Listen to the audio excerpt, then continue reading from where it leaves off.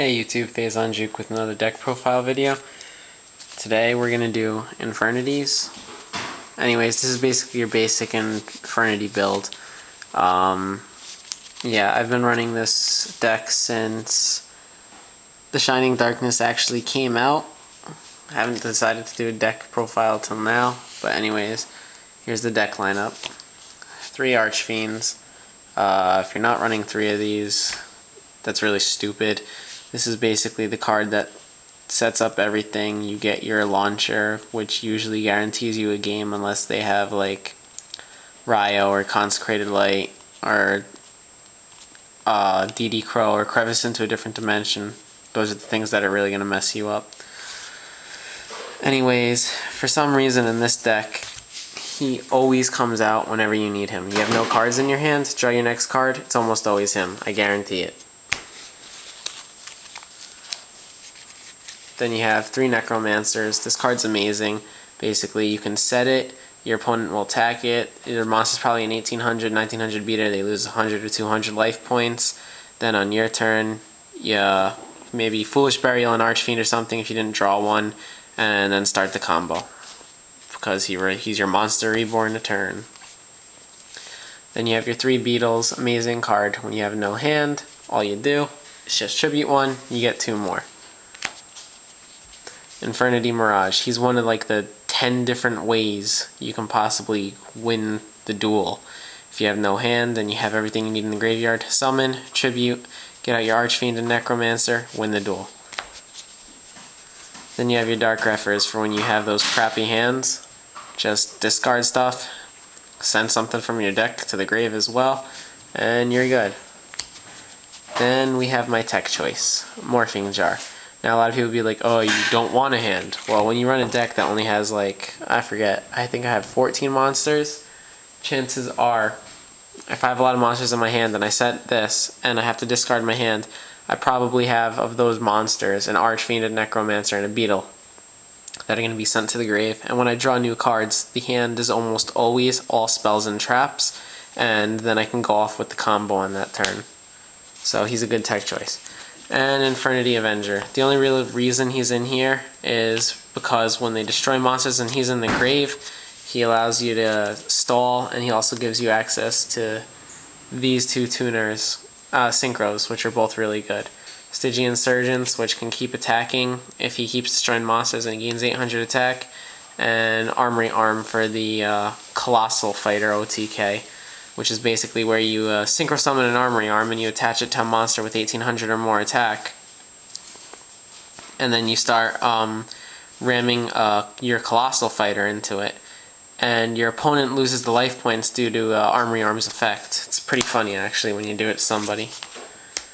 Now for spells, you have your 3 Infernity Launcher. Obvious choice. If you have an Infernity monster in your hand, you have this card on the field, discard the card to send it to your graveyard, now you have no hand, then tribute Infernity Launcher, get out Archfiend, Necromancer, Beetle, good game sir. Heavy Storm, just to clear their back row. Giant Trunade once again, to clear their back row for your OTK. Again, back row. Book of Moon, save either your own monsters or stop them from attacking. 1 for when you need that Mirage to come out to guarantee you your game. Reinforcement to search out your Dark Ruffers. Foolish to send whatever Infernity monster you're missing from the combo to the grave so you can win. Now you have your insurance policy. Solemn Judgment is to protect your combo. Infernity Barriers, obviously, once again, protect your combo. I have a 3rd one, but I really don't think it's necessary to run 3. 2 works just fine. Bottomless Trap Holes, obvious, it's like a staple in every deck now. Infernity Inferno, when you have a large hand, set one of these and then leave at least 2 cards in your hand, and then on their turn, you see what they're going to do, and then you Infernity Inferno, ditch those 2 cards, now you have no cards in your hand, and you get to send 2 cards from your deck to the grave, and then usually, because it almost always happens, right after your opponent cuts the deck, you draw into an Archfiend and you win. Dust Tornado, more back row hate, also allows you to set some of your stuff. Then you have Starlight Road, which is obvious because in this deck there's only a few things that can stop you. Since you have to set so often, Heavy Storm will really screw you over, so get your free Stardust, yay! Call of the Haunted, just another way to bring back Archfiend if you have to. Mirror Force, obvious. And Trap Dust Shoot, just because so many of these decks, everything, X-Sabers, Frog Monarchs, Frog First Turn Kill, Infernities, everything. This card, if you know which card to pick in their hand, will win games. Now for the Synchro lineup, it's pretty standard, I guess.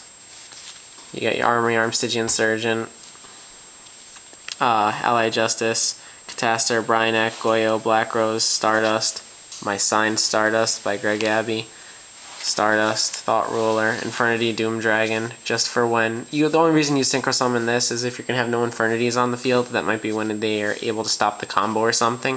You just summon this card just to have an Infernity name on the field for your barrier. 100 Eyes Dragon, it's fun turning him into Necromancer.